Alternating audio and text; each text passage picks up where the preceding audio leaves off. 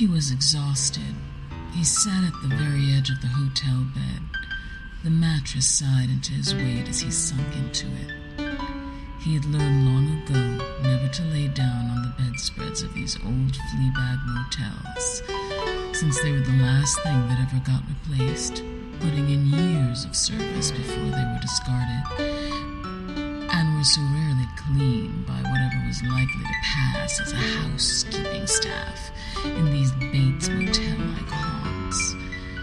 The edges of it yellowing and frayed like his brain felt these days. He wondered how many others had sprawled out on this bed, maybe in drunken turpitude with the rank smell of sin and gin, and an apathy that insulated the psychic pain in their souls, like asbestos, while their bodies went through the animations of what those dainty, daisy-chain-minded members of the higher social strata might call making love. Yeah. Few high-minded people would call it fucking, unless they were trying to impress their Facebook friends with their street cred on that worldwide circle jerk known as the web. It was a web, too. Look at his wife. She was ensnared by it, spent almost every waking hour planting fake crops in places called Farmville, and talking about chocolate dildos for Easter with a bunch of equally small-minded, fat-assed, middle-aged housefrows who suddenly rediscovered their former prom queen selves in the miracle that was online life. While he busted his hump hawking shit nobody wanted to buy anymore, namely himself, going from town to town, conference to conference, feeling older and more useless by the second. To his wife, he figured he was nothing but a human billfold, something to be pulled out only when she needed it, just so much cock and cash. To his fellow travelers in the business of selling information, he was a dinosaur. He may as well have been hauling vacuum cleaners door to door, like the smarmy sales guys used to in those old 50s flicks. Nobody wanted to listen to his spiel.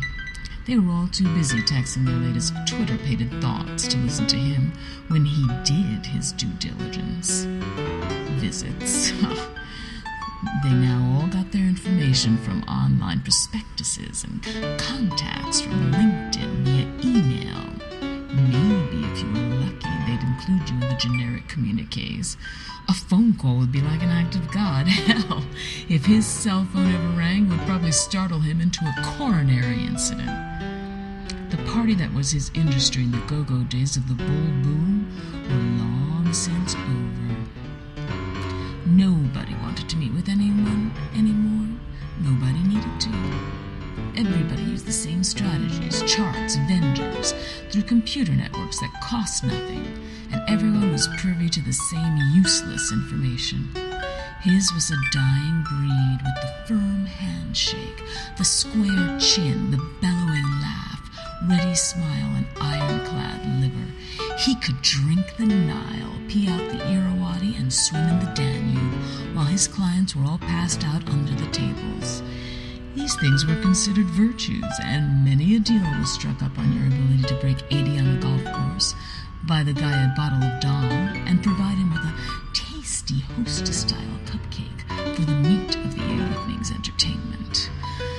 But now everybody stays in their rooms, surfs for porn, and saves their company the expense. Still, he was a traveling man, like that old Ricky Nelson song his mother played over and over in that beat-up old Magnavox record player, while she sat there in the dark, smoking herself into shadows, just a gray haze of ether and sad madness. The song sent him on a freighter to paradise. Let's see.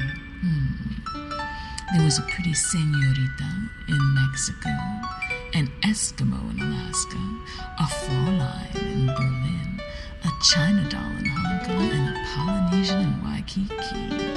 Yes, sir, a woman in every port, from Bangor to Brussels. Never really happened to him, but it sure was a pretty fantasy. Fuck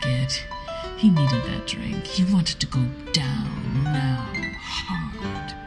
His Sherwood forest had been chopped, logged, and burned for kindling a long time ago. He was all ashes and no smoke. He pulled a bottle out of the briefcase that he had placed on the bedside table, knocking the cheap wire lamp over, its now bare bulb glowering at him accusingly from the floor. He left it there. He opened the bottle, pouring the first ounce straight down his throat. Yep, that was his theme song. Monk straight, no chaser. The tunnel of dark opened to the freight train that was running in his head,